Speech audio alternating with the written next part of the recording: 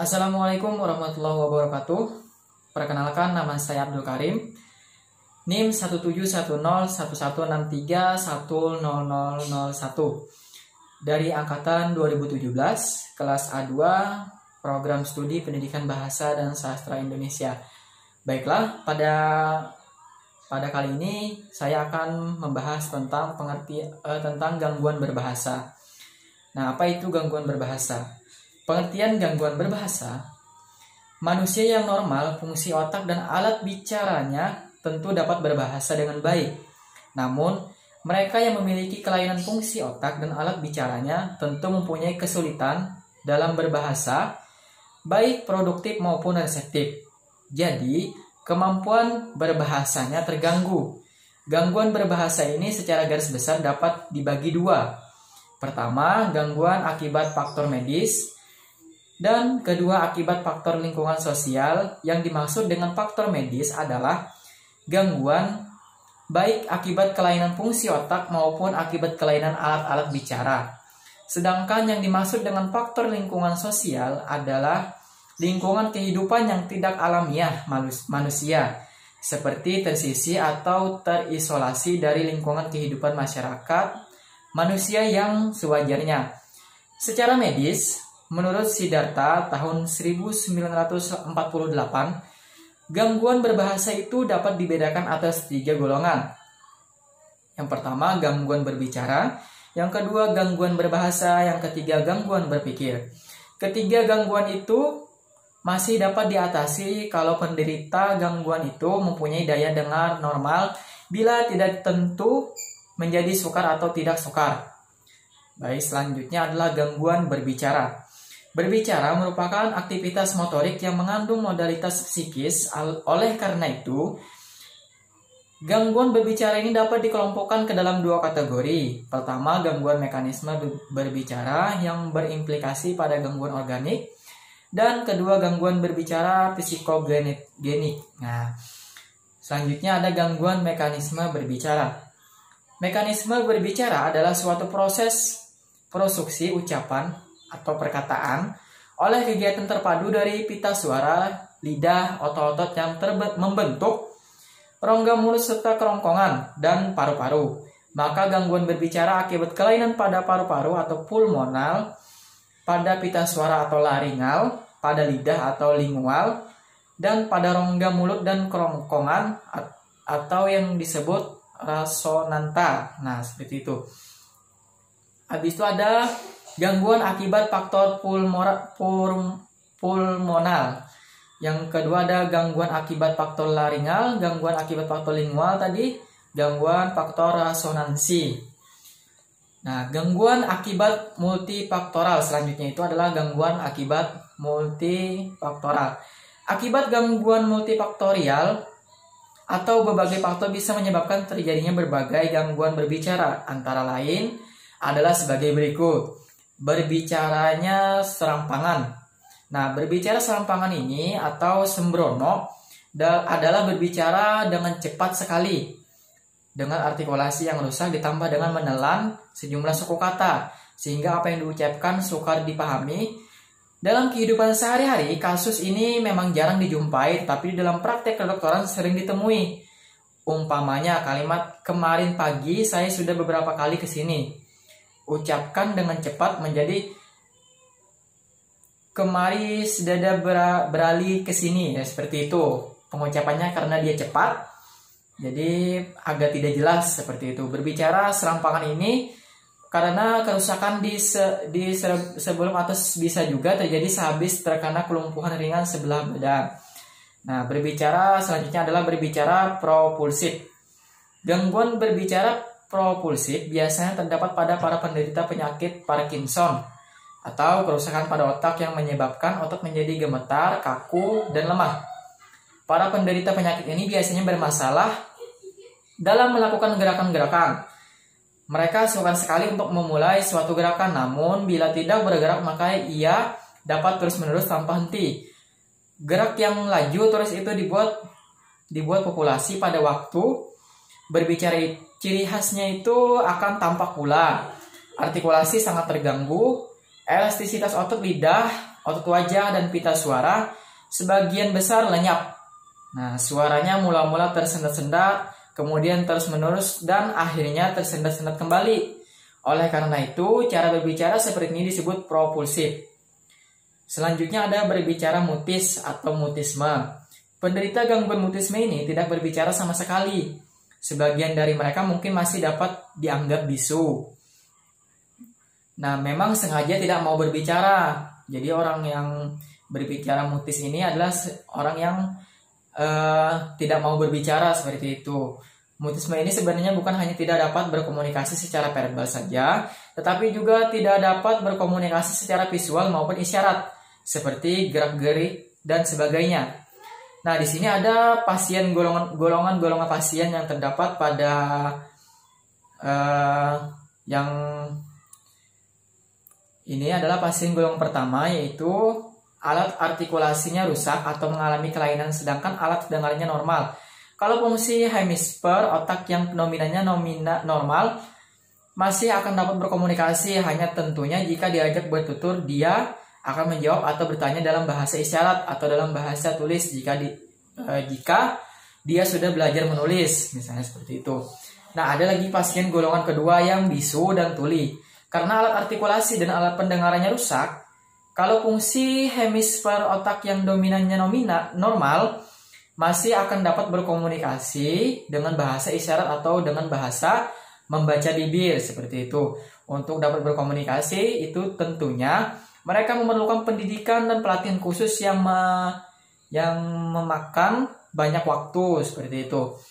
Selanjutnya itu pasien golongan kedua tadi, ini ada pasien golongan ketiga. Pasien golongan ketiga yang menjadi bisu karena kerusakan atau kelainan alat pendengarnya.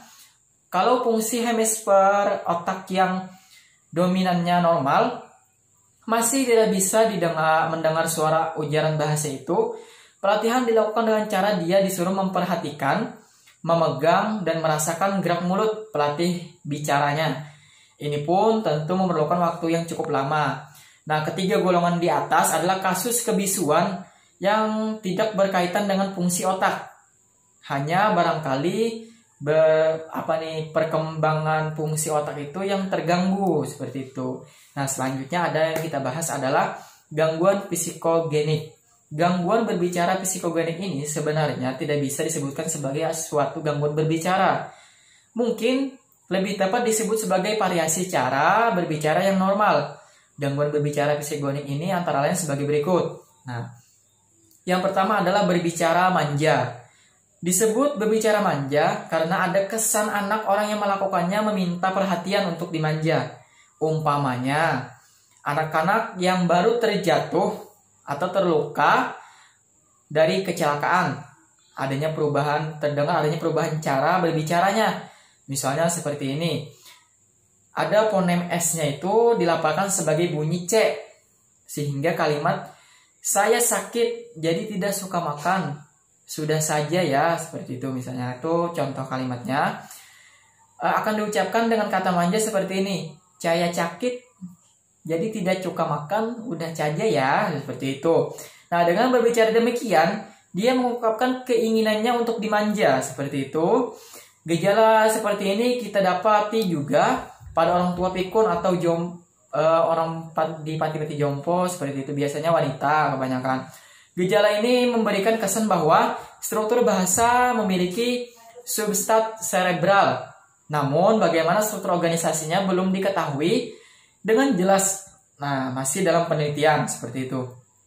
Yang kedua adalah berbicara kemayu. Nah, berbicara kemayu ini adalah istilah dari Siddhartha pada tahun 1989 berkaitan dengan perangai kewanitaan yang berlebihan.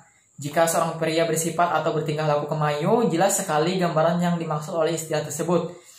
Berbicara kemayu dicirikan oleh gerak bibir dan lidah yang menarik perhatian dan lafal yang dilakukan secara ekstra menonjol atau ekstra lemah, gemulai, dan ekstra memanjang.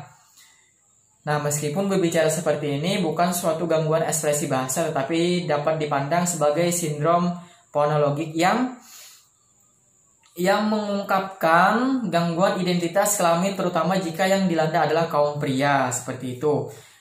Yang ketiga, Nah, ini yang ketiga ini adalah berbicara gagap. Gagap ini kita sering mendengar di kehidupan sehari-hari kita, sering terjadi. Berbicara gagap ini adalah berbicara yang kacau karena yang sedang tersendat-sendat. Mendadak berhenti, lalu mengulang-ulang suku kata pertama, seperti itu, kata-kata berikutnya. Dan setelah berhasil mengucapkan kata-kata itu, kalimat baru dapat diselesaikannya. Seringkali si pembicara tidak berhasil mengucapkan konsonan atau vokal awalnya saja. Lalu dia memilih kata lain dan berhasil menyelesaikan kalimat tersebut. Meskipun dengan susah payah juga dalam usahanya mengucapkan kata pertama yang barangkali gagal, si pembicara menampakkan rasa letih dan rasa kecewanya. Apa yang menyebabkan terjadinya gagap ini belum diketahui secara tuntas. Namun hal-hal berikut dianggap sebagai peranan dalam menyebabkan terjadinya kegagapan ini. Nah, yang pertama adalah faktor-faktor stres dalam kehidupan berkeluarga, misalnya seperti itu. Yang kedua adalah pendidikan anak yang dilakukan secara keras dan ketat dengan membentak-bentak serta tidak mengizinkan anak berargumen dan membantah, seperti itu. Itu yang kedua. Yang ketiga adalah adanya kerusakan pada belahan otak atau hemisfer yang dominan, seperti itu. Yang keempat adalah faktor neurotik familial.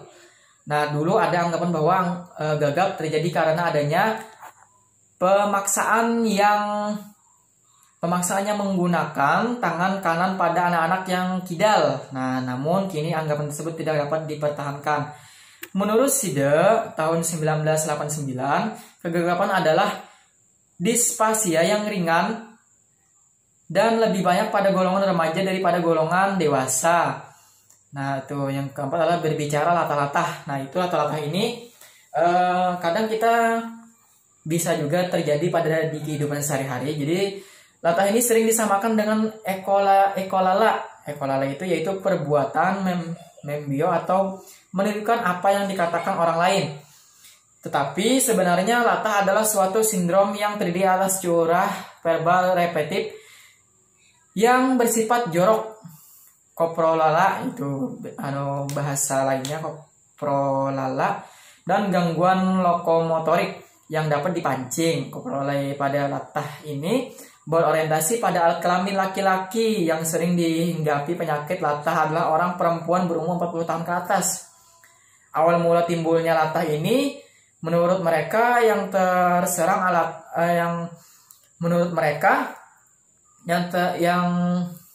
terserang latah adalah setelah bermimpi melihat banyak sekali penis laki-laki sebesar dan sepanjang belut. Latah ini punya korelasi dengan kepribadian histeris, misalnya seperti itu. Latah ini merupakan excuse atau alasan untuk dapat berbicara dengan bertingkah laku porno yang pada hakikatnya berimplikasi invitasi seksual, seperti itu. Yang selanjutnya adalah gangguan berbahasa. Nah, gangguan berbahasa ini adalah berarti berkomunikasi dengan menggunakan suatu bahasa. Bagaimana kemampuan berbahasa dikuasai manusia berkaitan erat dengan sejalan dengan perkembangan manusia yang baru lahir itu.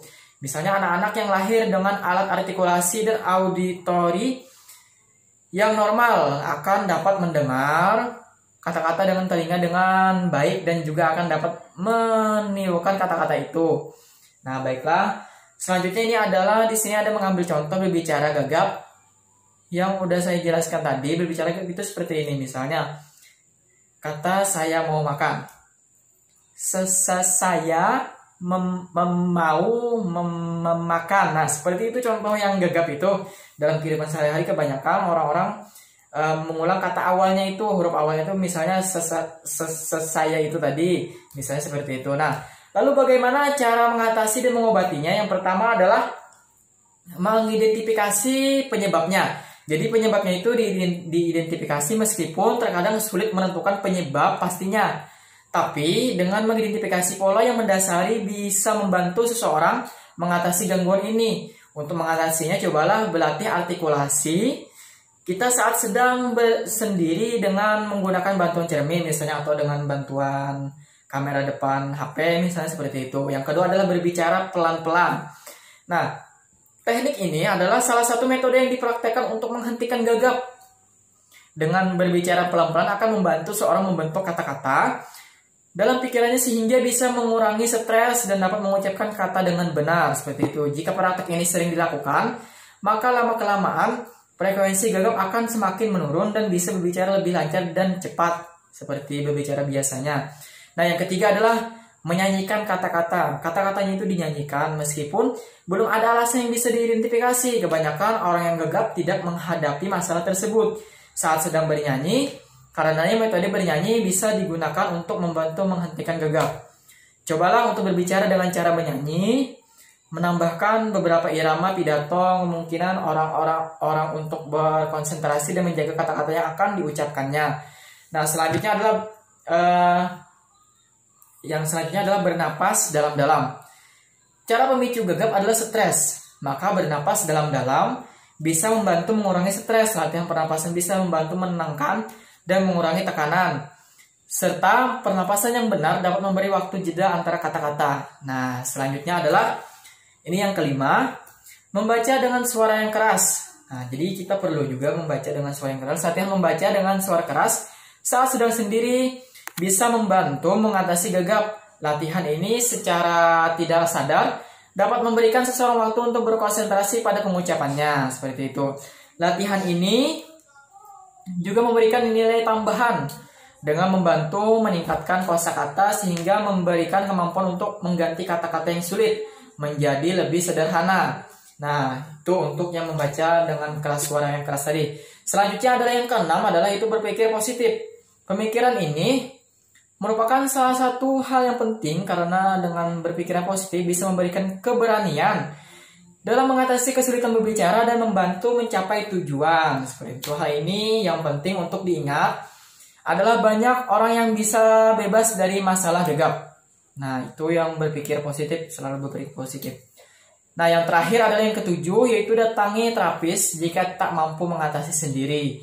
Jika tidak mampu mengatasinya sendiri, cobalah untuk mencari bantuan profesional. Terapis akan memberikan program-program yang harus dilalui untuk menghentikan gagap.